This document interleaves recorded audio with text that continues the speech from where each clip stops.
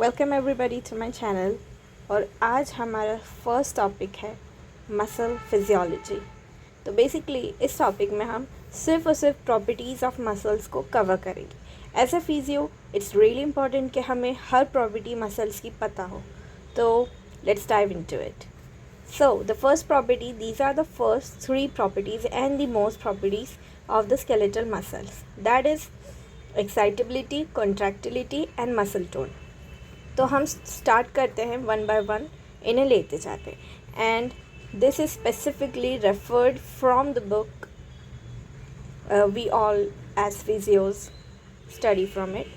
So, and I have taken my notes from Guyton and several different books. So, this is my own personal work. So, let's do this. Excitability. Excitability क्या होती है? It is defined as a reaction or a response of a tissue or a irritation or a stimulus. A muscle can be excited by both direct and indirect stimulus. तो excitability muscle की basically होती क्या है? इसको हम किसी भी तरीके से किसी तरीके का रिस्पॉन्स, किसी तरीके का स्टिमुलस जो हमने मसल को दिया है, तो उसे ही हम बोलते हैं एक्साइटेबिलिटी। अब इस एक्साइटेबिलिटी को हमने वर्ड्स में तो समझा दिया, बट लेकिन इसको हम एक कर्व के थ्रू समझते हैं। ठीक है, let's look at this curve. And this curve which is plotted between the strength and the duration. अब जैसे जैसे हमारी स्ट्रेंथ बढ़ती जा रही है, हमारी ड्यूरेशन 0.5 तक जा रही है। अब इस कर्व की कैरेक्टरिस्टिक फीचर्स क्या है? ये जो है स्ट्रेंथ और ड्यूरेशन के बीच में बना कर्व हैगा।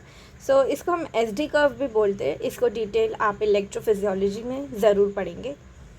सो characteristic features of this curve: rheobase, utilization time, chronaxie and क्रोनैक्सी।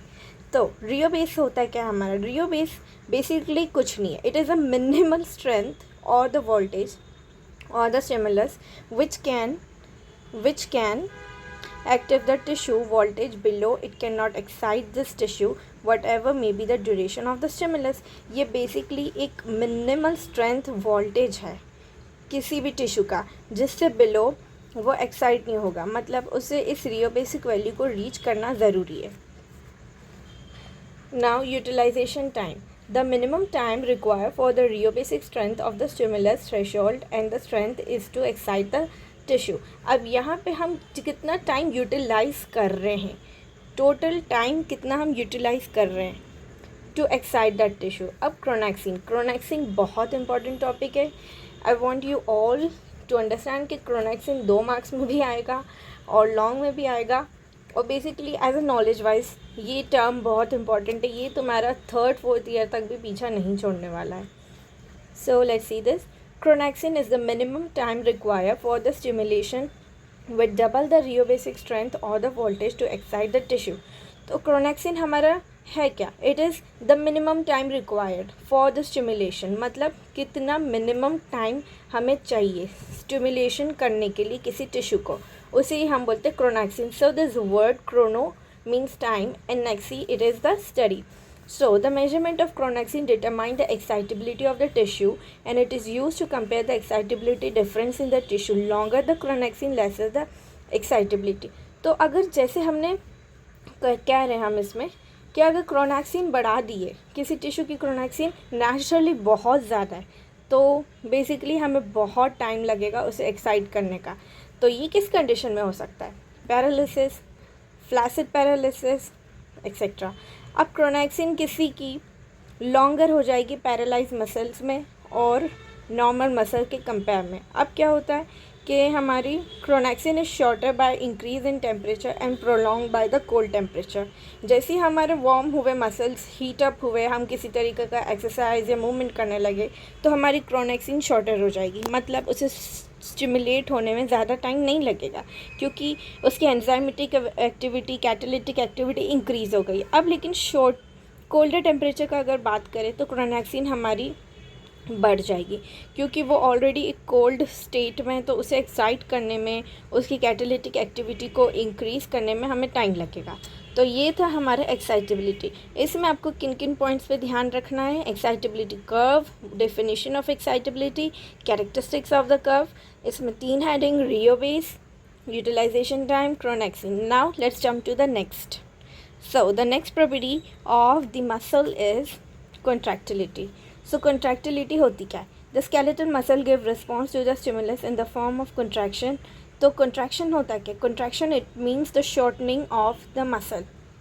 इसमें basically क्या होता है? Length and tension of the muscle fiber contracts. It is all manifested by change in the length or the tension of the muscle fiber. So जब हमने response दिया, excitability, excite हुआ tissue, तो किस फॉर्म में हमने रिस्पॉन्स दिया? Contraction. So contractibility is the response from the stimulus by giving response to that stimulus, और ये चेंज होता है हमारा लेंथ और टेंशन ऑफ मसल के. अब हम पढ़ेंगे टाइप्स ऑफ कॉन्ट्रैक्शन. सबसे पहला हमारा है isotonic contraction. Isotonic contraction is a type of contraction in which the tone remains same. Tone हमारी सेम रहती है, इसमें throughout length of the muscle fibre alter होती है. इसका simple flexion of the arm मतलब क्या? हमारी जो टोन है वो सेम. आइसोटोनिक मतलब iso means same and tone means the tonicity और the internal tone of that muscle. Now क्या होगा कि हमने अगर किसी तरीके का मूवमेंट कराया तो उसमें हमारे मसल की टोन सेम रहेगी बट उसकी लेंथ डायनेमिकली चेंज होगी. Example flexion of the arm. अब आइसोमेट्रिक कॉन्ट्रैक्शन. आइसोमेट्रिक कॉन्ट्रैक्शन में क्या होगा? आइसोमेट्रिक कॉन्ट्रैक्शन में as the name suggest, iso means same, metric means length. तो हमारी जो लेंथ है मसल की वो सेम रहेगी बट द कैच इज़ कि यहाँ पे टेंशन चेंज होगी. यहाँ टेंशन चेंज होगी, लगातार इंक्रीज़ होगी. तो हमें विजिबली दिखेगा नहीं कि कोई मूवमेंट हो रहा है बट लेकिन उसकी जो टेंशन है मसल के अंदर, जो स्ट्रेंथ है वो कंटिन्यूसली चेंज हो रही है. इसका एग्जांपल रहेगा हमारा हैंगिंग ऑन अ बार और पुशिंग अगेंस्ट द वॉल. मतलब हम अगर वॉल के अगेंस्ट पुश कर रहे हैं तो हमारा मसल जो है वो कंटिन्यूसली उसे पुश कर रहा है. टेंशन में चेंजेस आ रहे हैं बट लेकिन कोई चेंज नहीं आ रहा है उसकी मूवमेंट में. Movement will be constant. Now अब हम पढ़ेंगे most important simple muscle curve. Simple muscle curve होता है क्या है? अब ये कर्व आपको समझना बहुत ज़रूरी है. ये इस वाले कर्व से भी ज़्यादा इम्पॉर्टेंट है.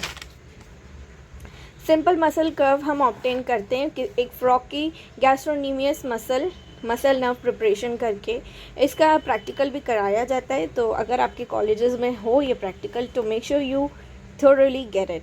सो तो हमारे क्या होता है, हमने फ्रॉक की गैस्ट्रोनीमियस मसल ली और उसके साथ हमने उसकी नर्व को इंटैक्ट रखा और फिर एक थ्रेशोल्ड प्रॉपर हमने इसे करंट दिया और इससे हमारे रिफ्लेक्स जनरेट हुए. The simple contraction is called simple muscle twitch और a graphical recording of this is called simple muscle curve. अब इसी सिंपल मसल ट्विच की ग्राफिकल रिकॉर्डिंग को हम बोलेंगे simple muscle curve. Important points क्या रहेंगे हमारे सिंपल मसल कर्व में? Point of stimulation, point of contraction and point of maximum contraction and point of maximal relaxation. अब इन चारों टर्म्स को हम समझते हैं कि ये होती क्या है.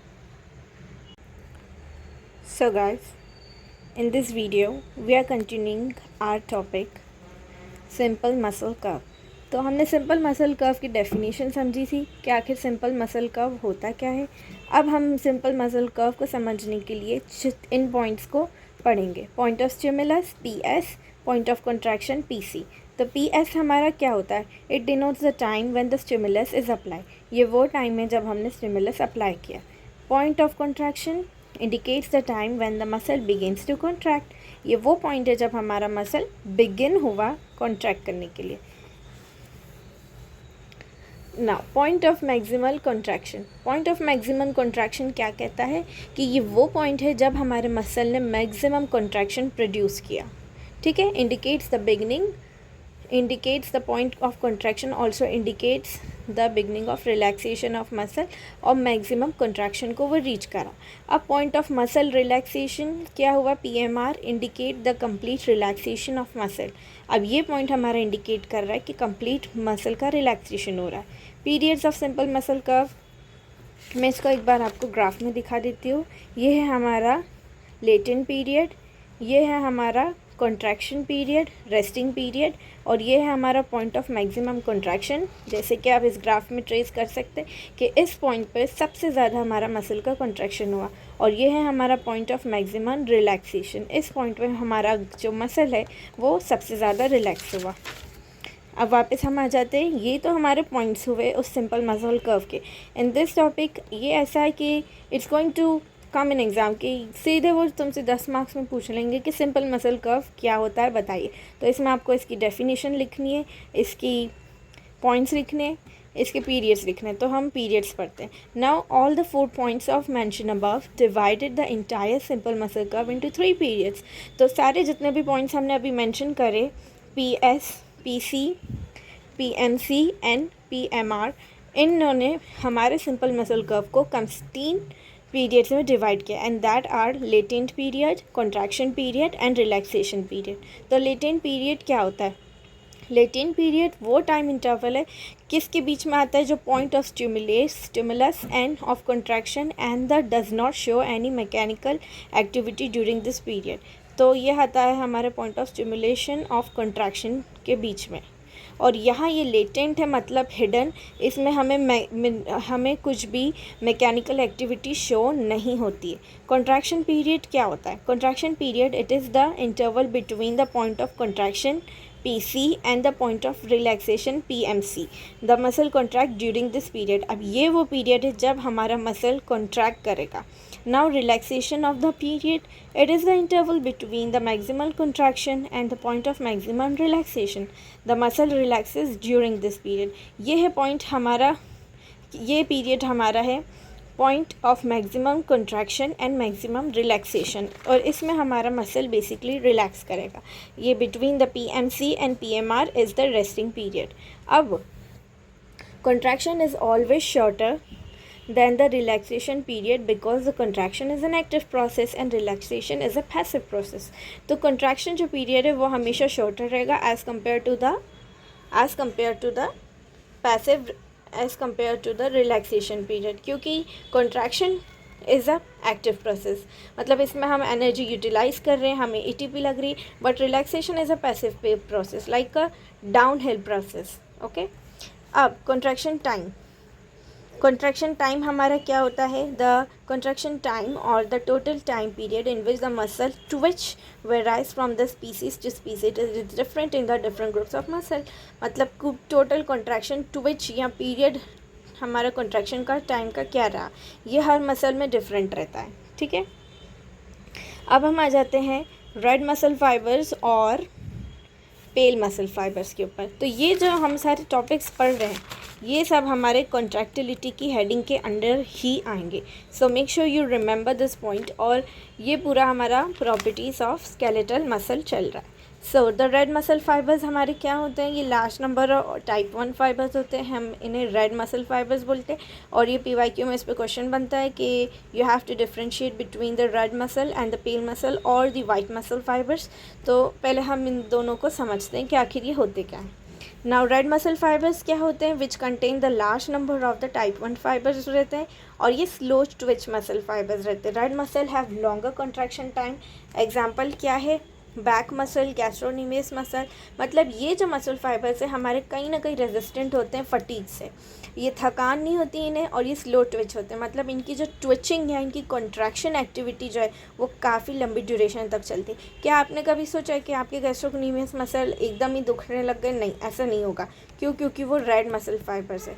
या फिर आपकी बैक मसल्स आपकी बैक को होल्ड करते करते थक गई? नहीं, ऐसा नहीं होगा बट लेकिन it will be in extreme case. अगर नाउ अब पेल मसल फाइबर्स हमारे टाइप 2 मसल फाइबर्स होते हैं। ये स्लो ट्विच मसल फाइबर्स होते हैं, ये शॉर्टर कॉन्ट्रैक्शन टाइम होता है इनका, और ये स्लो ट्विच नहीं, फास्ट ट्विच मसल फाइबर्स होते हैं। मतलब क्या कि इन्हें स्टिमुलेट किया, इन्होंने एकदम हमारा अपना एक्शन करके दिखाया और ये थक गए, ये जल्दी से फटीग हो जाते हैं, ये जल्दी से फटीग हो गए, ये थक गए। इनकी एक्टिविटी हमारी शॉर्टर टाइम के लिए रहती है। Example hand muscle and ocular muscle. हमारी हैंड की जो भी फ्लेक्सर्स और एक्सटेंसर्स हैं वो सब हुई, और ऑक्यूलर मसल्स हमारी जो भी आई में मसल्स होती हैं, जो 4 मसल्स होती है मेनली, उनकी बात की जा रही है। अब फीचर्स हम पढ़ सकते हैं, अगर डिटेल में आपको 162 पेज पे भी ये मिल जाएगा हमारी बुक में, गाइटन में।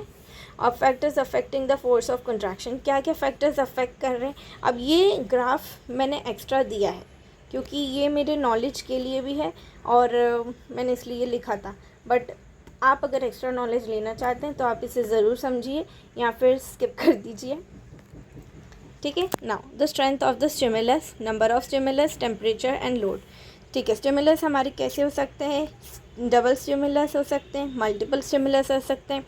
और स्टिमुलस में हमारे क्या क्या होता है, बेनिफिशियल इफेक्ट, सुपरपोजिशन होता है और समेशन होता है। ये सारे टॉपिक्स पढ़ना बहुत ज़रूरी है और ये कहीं ना कहीं कंफ्यूज होंगे थोड़ा सा आप भी, अगर आप CNS पढ़ेंगे जब, और थोड़ा सा आपको कोरिलेट करना पड़ेगा।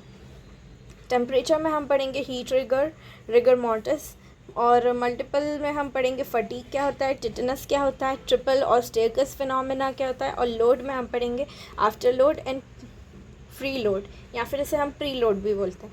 और इसको आप कार्डियोवास्कुलर में भी बहुत अच्छे से समझेंगे in context to the heart muscles. Now let's do the effect of strength of stimulus, this one. Now effect क्या होता है हमारे स्ट्रेंथ ऑफ स्टिमुलस का। अब जो स्टिमुलस की जो स्ट्रेंथ है उसको हमने इतने टाइप्स में डिवाइड किया, सबलिमिनल स्टिमुलस, मिनिमल स्टिमुलस, सब maximal, maximal and supra maximal. अब इन सारी टर्म्स को हम एक एक करके समझते हैं। नाउ सबलिमिनल मतलब क्या, less than the minimal number of effect. ये क्या है, हमारा मिनिमल है, मिनिमल से भी कम हैगा। अब मिनिमल क्या है, ली strength at which the minimum force of contraction occurs. Submaximal क्या, मोर देन द मिनिमल से ज़्यादा बट मैक्सिमल से कम। अब मैक्सिमल क्या है, it produces almost the maximum force of contraction. अब ये maximum force of contraction produce करेगा। Supramaximal produce the maximum force of contraction. Supramaximal of course maximal से ज़्यादा होगा। तो ये है हमारा effect of strength of stimulus. अब हम आ जाते हैं number of stimulus, effect of 2 successive stimuli. अगर हमने एक बारी में 2 सक्सेसिव स्टिमुलाई दी है मसल को तो क्या होगा, इसमें हमारे पास आएंगे बेनिफिशियल इफेक्ट, सुपरपोजिशन, समेशन, हाँ समेशन, और मल्टीपल का हम अभी नेक्स्ट पढ़ते हैं। तो बेनिफिशियल इफेक्ट क्या होता है, when 2 successive muscle stimulus are applied to the muscle in such a way that the second stimulus falls in the relaxation period of the first curve. The 2 separate curves are obtained and the second contraction is greater than the total of the first one. तो हमने क्या करा, 2 successive stimuli दी। जब हमारी muscle second stimulus जो fall होगी उसके relaxation period में, किसके, फर्स्ट वाली जो स्टिमुलस हमने दी उसके रिलैक्सेशन पीरियड में अगर फॉल हो रही है हमारी सेकेंड स्टिमुलस, तो उस वजह से हमें 2 सेपरेट कर्व्स यहाँ पे ऑब्टेन्ड होंगे और उन कर्व में क्या होगा, force of contraction second contraction की ग्रेटर देगी। किससे ग्रेटर रहेगी, फर्स्ट वाले कंट्रैक्शन से। तो समझ आया बेनिफिशियल इफेक्ट, इसी को हम बेनिफिशियल इफेक्ट कहते हैं। इसमें हमें 2 कर्व्स मिलेंगी सेपरेट, और इसमें हमने जो सेकेंड स्टिमुलस दिया वो फर्स्ट स्टिमुलस के रिलैक्सेशन टाइम में दिया, जब हमारे फर्स्ट स्टिमुलस देने के बाद मसल रिलैक्स कर रही थी, तो ये हमने तब दिया। अब सुपरपोजिशन क्या होता है, superposition while applying the 2 successive stimuli, if the second stimulus falls during the relaxation of the first to which the 2 curves are obtained, the first curve is superimposed by the second curve and this is called superposition और superimposition. तो हमें क्या हो रहा है, इसमें हमें curve मिल रहा है जिसमें फर्स्ट कर्व जो है टोटली कवर कर रहा है सेकंड को। अब ये नहीं कि आगे पीछे हैं वो दोनों, नहीं, ये दोनों जो है एक दूसरे के ऊपर सुपर इम्पोज हो गए, ठीक है। समेशन, अब समेशन इस टर्म का मतलब क्या होता है, if the second stimulus is applied during the contraction period. यहाँ हम कंट्रैक्शन पीरियड की बात कर रहे हैं, इन दोनों में हम रिलैक्सेशन पीरियड की बात कर रहे थे। समेशन में क्या होगा कि contraction period is the strong second half of the latent period of the 2 contractions are summed up together. मतलब क्या कि हमने 2 कंट्रैक्शन को सम अप कर दिया, मतलब प्लस कर दिया कहीं ना कहीं। The single curve is obtain and it is called the summation. तो हमें एक सिंगल कर्व मिलेगा और इस फिनोमिना को हम बोलते हैं summation. The 2 contraction are summed up to give rise to the 1 single curve and the base of the stimulus curve is broader than the simple muscle curve. ये हमें ज़्यादा ब्रॉडर रहेगा। अब हम पढ़ेंगे इफ़ेक्ट ऑफ मल्टीपल स्टिमुलाई। यहाँ हमने सिर्फ बात करी थी 2 स्टिमुलस की, यहाँ हम 2 से ज़्यादा स्टिमुलस की बात करेंगे। तो इफ़ेक्ट ऑफ मल्टीपल स्टिमुलाई में हमें पढ़ना है फटीग, फटीग कर्व क्या होता है, कॉजेज़ ऑफ फटीग क्या होती हैं और recovery of muscle after fatigue क्या होता है। फटीग बहुत इंपॉर्टेंट टॉपिक है as a knowledge wise. Exam point of view से भी ये पूछा जाता है MPMSU में। 2 मार्क्स में ही आता है। 2 मार्क्स के हिसाब से ये काफ़ी ज़्यादा है, but as I told you कि मेरे जो नोट्स हैं वो सिर्फ एग्ज़ामिनेशन के लिए उस पॉइंट ऑफ व्यू से नहीं है, बेसिकली ये नॉलेज के पॉइंट ऑफ व्यू से। नाउ फटीग क्या होता है, हमारी डेफिनेशन फटीग की क्या कहती है। Decrease in the muscular activity due to the repeated stimulus and the stimulus are apply repeatedly after some time the muscle does not show any response to the stimulus, this is called fatigue. तो हमारा repeated muscle activity हम कर रहे हैं तो उससे क्या होगा कि हमारा एक पॉइंट पर आके हमारा मसल एग्जॉस्ट हो जाएगा, वो बोलेगा कि मुझसे अब और ज़्यादा एक्टिविटी नहीं हो सकती। तो अब इस फटीग को समझने के लिए हम इसके कॉजेज़ समझेंगे और इसका भी हमने एक कर्व रिप्रेजेंट किया है जिसमें हम बताते हैं कि आखिर फटीग हो कैसे रही। Due to the beneficial effect the amplitude of the first and second to contraction increase. Beneficial effect हमने अभी पढ़ा, इसके वजह से हमारी एक्टिविटी इंक्रीज़ होती है फर्स्ट सेकेंड थर्ड कॉन्ट्रैक्शन तक। फिर afterward force of contraction decrease होने लगती है ग्रेजुअली और एम्पलीट्यूड भी डिक्रीज़ होने लगता है। जस्ट बिफोर फटीग अगर there is the muscle does not relax completely, it remain partial in a contracted state and this is called the contraction reminder. ठीक है, तो क्या होता है जस्ट बिफोर वो कोलैप्स होने वाली रहती है हमारी मसल, टोटली फटीग्ड होने वाली रहती है, उससे पहले वो कोशिश करती कि मैं थोड़ा सा और कॉन्ट्रैक्ट कर सकूँ। तो वो थोड़ा सा और कॉन्ट्रैक्ट करने में जो हमें कॉन्ट्रैक्शन मिलता है उसे हम बोलते हैं कॉन्ट्रैक्शन रिमाइंडर, मतलब एटलीस्ट मैं एंड तक भी कुछ हेल्प कर पाऊँ। अब कॉजेज़ ऑफ फटीग क्या होती है। एग्जॉशन ऑफ द ACH और the acetylcholine in the motor end plate. अब हमें पता है, इस पॉइंट पे हमें पता ही होना चाहिए कि ACH क्या होता है। एसिटाइलकोलिन ये हमारा न्यूरोट्रांसमीटर होता है। बेसिकली ये जो हमारे साइनेप्टिक एंड नॉब पे जाके रिसेप्टर कॉम्प्लेक्स बनाता है, ये एग्जॉस्ट हो जाता है। Accumulation of motor end plate. Lactic acid क्या है, हमारा मेटाबॉलिज्म में हमारे मसल के कॉन्ट्रैक्शन के मेटाबोलाइट्स में लैक्टिक एसिड रिलीज़ होता है और ये एनारोबिक रेस्पिरेशन के टाइम पे रिलीज़ होता है। और lack of nutrient like glycogen. अब हमारा जो है ग्लाइकोजन ही ख़त्म हो गया मसल में, तो उसे न्यूट्रिशन मतलब उसे एनर्जी या ATP ब्रेक डाउन करने के लिए कहाँ से मिलेगी। अब लैक ऑफ ऑक्सीजन, अब ऑक्सीजन भी ख़त्म हो गई तो ये भी हमारे फटीग का होता है। तो हमने 4 चीज़ें पढ़ी, 4 कॉजेज़ पढ़े फटीग के। नंबर 1 ACH हमारे मोटर एंड प्लेट में ख़त्म हो गया, लैक्टिक एसिड एक्यूमुलेट हो गया, ग्लाइकोजन हमारा ख़त्म हो गया, लैक हो गया न्यूट्रिएंट का, और 4th है हमारा लैक ऑफ ऑक्सीजन। अब हमारा ऑक्सीजन भी फिनिश हो गया। तो साइट ऑफ फटीग क्या क्या हो सकती है, कहाँ कहाँ पे हमारे मसल की फटीग होगी। न्यूरोमस्कुलर जंक्शन फर्स्ट साइट है हमारी फटीग की। सेकंड साइट हो सकती है मसल में खुद। फिर और इनिशियल बॉडी साइट है फटीग हमारे हायर सेंटर्स पे भी हो सकती है। बेट्स पिरामिडल सेल्स जो हमारे ब्रेन में सेरिब्रल कॉर्टेक्स में होते हैं। एंटीरियर ग्रेहॉर्न सेल्स जो हमारे स्पाइनल कॉर्ड में होते हैं। न्यूरोमस्कुलर जंक्शन पे फटीग हो सकती है और मसल में। ये 4 पॉइंट्स हो गए जहाँ मतलब साइट्स हो गई जहाँ जहाँ फटीग हो सकती है। अब रिकवरी कैसे होगी हमारी after the fatigue.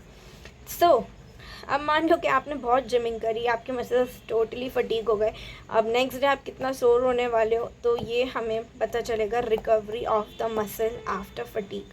Fatigue is a reversible phenomena. Fatigue muscle के रिकवर होने में उसे रेस्ट और न्यूट्रिशन देना पड़ता है। कॉजेज़ ऑफ रिकवरी क्या होगा, रिमूवल होंगे metabolites like lactic acid, formation of ACH in the neuromuscular junction, ACH वापस से बनेगा हमारा acetylcholine, reestablishment of the normal polarise state, अब वो अपनी हाइपर पोलराइज से रेस्टिंग पोलराइज स्टेट में जाएगा। फिर न्यूट्रिशन अवेलेबिलिटी और ऑक्सीजन, और ये हमारा फटीग कर्व है, तो इसे आप ज़रूर से बना कर आइएगा एग्ज़ाम में। अब हम पढ़ेंगे टिटनस। टिटनस इंपॉर्टेंट टॉपिक है, इस पर मैंने रेड से टिक कर रखा है क्योंकि ये एग्ज़ाम में पूछा जाता हैगा, और एज ए फिजियो आपको तो ये ज़रूर पता ही होना चाहिए।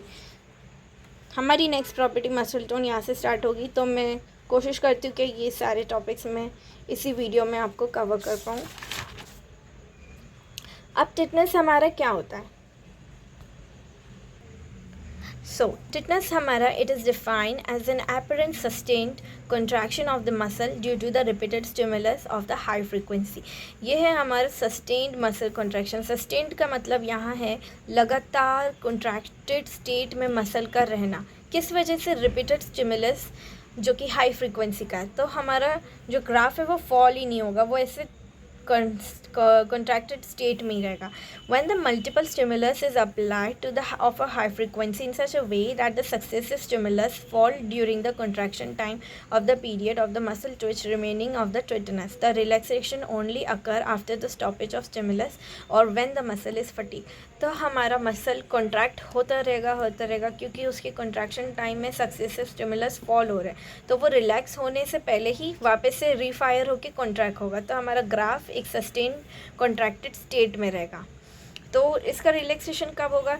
जब मसल फटीग हो गया है या फिर स्टिमुलस स्टॉप हो गया है. अब हम पढ़ेंगे पैथोलॉजिकल टिटेनस. पैथोलॉजी से हम मतलब है कि किस तरह की बीमारियां टिटेनस कराती है. बचपन में हम सभी को टिटेनस के इंजेक्शन लगे होंगे, तो अब उसे हम थोड़ा सा उसके बियॉन्ड फिजियोलॉजी को समझते हैं. The sustained contraction of the muscle due to the repeated stimuli of the high frequency is usually called physiological tetanus. इसे हम physiological tetanus कहते हैं. But it is a distinct from the pathological tetanus, which is the spastic contraction of the different group of pathological conditions. ये है spastic मतलब बहुत ज़्यादा rigid और contracted state different muscle groups की. उसे हम कोई भी बीमारी या पैथोलॉजिकल स्टेट्स में उसे हम बोलते हैं pathological tetanus. The disease is cause by the bacillus clostridium tetani which is found in the soil dust and rustful iron like subjects. So the bacteria क्या करता है, हमारी बॉडी में एंटर करता है किसी पंचर वूंड या कट की वजह से या कोई भी पुरानी मेटल चीज़ की वजह से. अब क्या होगा, इससे हमारा नर्वस सिस्टम अफेक्ट होगा और ये क्या करता है, हमारे मसल का स्पैज़म करता है, पेनफुल पैरालिसिस कराता है. फर्स्ट अपीयरिंग हमारे symptoms in the spasm of the jaw which result in the lock jaw condition. Tetanus is also due to the toxin secreted by bacteria. तो हमारा जो क्लोस्ट्रीडियम टिटेनी है वो एक टॉक्सिन रिलीज़ करेगा जिसके वजह से हमारे जो मसल्स हैं वो एक स्पास्टिक स्टेट में चले जाएंगे और उसकी वजह से पैरालिसिस होगा जिसे हम बोलते हैं स्पास्टिक पैरालिसिस. अब हम पढ़ेंगे triple staircase phenomena. Triple staircase phenomena क्या होता है हमारा, ये बिल्कुल स्टेयर्स की तरह है. तो as the name suggests, it is the gradual increase in the force of contraction when the muscle is stimulated repeatedly with the maximal strength at the low frequency. It is due to the beneficial effect or the trip, which is distinct form of summation of contraction and tetanus. तो इसमें हमें क्या समझ आ रहा है, gradually मतलब एक के बाद एक धीरे धीरे हमारा फोर्स ऑफ कंट्रैक्शन बढ़ते जा रहा है. किस वजह से बढ़ रहा है, मैक्सिमम स्ट्रेंथ हमारी लो फ्रीक्वेंसी का हम रिपीटेडली उसे दे रहे हैं. ये नहीं कि एक बारी में हम उसे बहुत स्ट्रॉन्ग स्टिमुलस दे रहे हैं जिसकी वजह से जैसा हमारा स्टेयरकेस फिनोमेना हुआ, टिटेनस फिनोमेना हुआ था, इसमें टोटली कंट्रैक्शन था. बट यहाँ हमारे ग्राफ में वो स्टेयरकेस वाइज स्टेप वाइज धीरे धीरे बढ़ता जाएगा. अब effect in variation in temperature point C, इसमें हम पढ़ेंगे टेम्परेचर का क्या इफ़ेक्ट होता है मसल के ऊपर. अब इसमें हीट ट्रिगर पढ़ेंगे. टेम्परेचर हमारे मसल की एक्टिविटी को किस तरीके से अल्टर करता है. ये क्या करता है, हमारी मसल की एक्टिविटी को एक्साइटेशन इंक्रीज़ कर देता है, केमिकल प्रोसेस बढ़ा देता है, एक्सेलरेट हो जाती है, विस्कोसिटी डिक्रीज़ हो जाती है. और जो टेम्परेचर अगर कोल्ड हुआ, डिक्रीज़ हुआ, तो उसका इफ़ेक्ट जस्ट ऑपोजिट होगा, force of contraction decrease, all the period prolong हो जाएंगे, हमारे रेस्टिंग पीरियड, लेटेंट पीरियड जो भी हमने सब अभी प्रीवियसली पढ़े. Excitability decrease, chemical process is slow and delayed, viscosity also increases. मतलब अब मसल को और ज़्यादा वर्क करना पड़ेगा उसे कॉन्ट्रैक्ट करने के लिए. इसके लिए हमारे पास एक टर्म है रिगर मॉर्टिस. तो इसमें हमारा क्या होता है कि जो इंसान की डेथ हो जाती है उसके बाद उसके धीरे धीरे सारे मसल जो हैं एक रिगर एक कॉन्ट्रैक्शन उनमें बनने लगता है, तो उससे हम रिगर मॉर्टिस बोलते हैं. ये बेसिकली फॉरेंसिक साइंसेस में यूज़ होता है किसी भी विक्टिम की डेथ टाइम को कैलकुलेट करने के लिए. अब effect of load, after load and free load. After load और फ्री लोड हमारा क्या होता है? After load it is a load that acts on the muscle after the beginning of the muscle contraction. ये जो मसल पे load है ये कब एक्ट करेगा?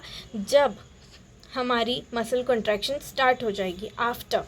So example, after load lifting of an object from the ground, load acts on the muscle of the arm only and after lifting the object of the ground. हमने जैसे कि एक bucket उठाई हमारे हाथ में, उससे पहले तक वो बकेट हमारे हाथ पे कोई भी लोड नहीं कर रही थी, बट लेकिन एज सून एज हमने उठाया तो एक लोड हमारी बकेट को खींचने लगा नीचे और हमारे हाथों पे वो लोड हमें महसूस हुआ, तो उसे हम बोलते हैं आफ्टर लोड, जो हमारे मसल के कॉन्ट्रैक्शन के आफ्टर हमें फील होगा। Free load it is the load which acts freely on the muscle even before the onset of the contraction। अब यहाँ पे contraction का onset नहीं हुआ, बट फिर भी एक फ्री लोड हमारे मसल के ऊपर ऑलरेडी प्रेजेंट है, तो उसे हम बोलेंगे फ्री लोड या फिर preload. It is also called the fore load और filling water a tap by holding the bucket in the hand. अब आपने बकेट जो ग्राउंड पे से उठाई थी, अब उस बकेट को ही आप पकड़े हुए हो और फिर उसको धीरे धीरे आप उसमें पानी भरने लगे हो, तो आपके हाथों में ऑलरेडी वो बकेट का वेट का वज़न या उसका लोड तो था ही, तो उसे हम फ्री लोड बोलेंगे। और फिर जो वाटर फिल होने के बाद आपको जो वेट फील हुआ वो हमारा आफ्टर लोड हो जाएगा, ठीक है।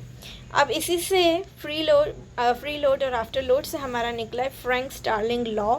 बहुत इंपॉर्टेंट है ये, कार्डियोवास्कुलर में इसको आप डिटेल में पढ़ेंगे in context to the heart muscle, कि कैसे प्री लोड हमारा हार्ट मसल एक्सपीरियंस करता है और जो उसको हेल्प करता है हमारे ब्लड को फ्लो कराने में। तो अभी तो हम फ्रैंक स्टार्लिंग लॉ की सिर्फ डेफिनेशन समझ लेते हैं, फिर इसे डिटेल में हम कार्डियोवास्कुलर में पढ़ेंगे। ये क्या कहता है हमारा? It states that the force of contraction is directly proportional to the initial length of the muscle fibre within the physiological limit. अब मैं आपको क्या बोलूँगी कि इसे रटो मत, इसे रटो मत। मैं कहूँ हाँ, तो हमारा फ्रैंक स्टार्लिंग लॉ क्या कहता है? जो फोर्स ऑफ कंट्रैक्शन है हमारे मसल का, वो किस पे डायरेक्टली प्रोपोर्शनल किसके है? Initial length of the muscle fibre. जो हमारी स्टार्टिंग में इनिशियली जो हमारी मसल की लेंथ है, मसल फाइबर की लेंथ है, उसके डायरेक्टली प्रोपोर्शनल है हमारा फोर्स ऑफ कंट्रैक्शन। किस में? With in the physiological limit, मतलब जो उसकी फिजियोलॉजी नॉर्मल फिजियोलॉजी है उसकी लिमिट में, तो उसे हम फ्रैंक स्टार्लिंग लॉ कहते हैं। अभी आप इसकी सिर्फ डेफिनेशन समझिए, मतलब इसका स्टेटमेंट समझिए, और फिर इसको हम डिटेल में CVS में पढ़ेंगे। अब हमारी नेक्स्ट प्रॉपर्टी स्टार्ट हो जाएगी मसल टोन, जिसे हम नेक्स्ट वीडियो में कंक्लूड करेंगे, क्योंकि वीडियो ऑलरेडी काफ़ी लॉन्ग हो गई है। तब तक आप इन्हें और थोड़ली समझिए। Thank you so much for watching and make sure to subscribe and like my channel. अगर ये थोड़ी सी भी आपके लिए ये सारे कॉन्सेप्ट हेल्पफुल साबित हुए हो तो please show your support and thank you for watching.